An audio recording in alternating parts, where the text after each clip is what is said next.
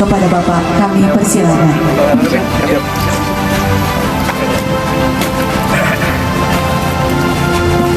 Alhamdulillah,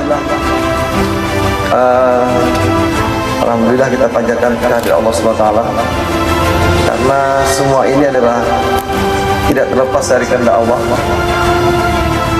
Jadinya rumah ini juga karena kehendak Allah, karena tanpa kehendak Allah susah untuk jadinya rumah ini.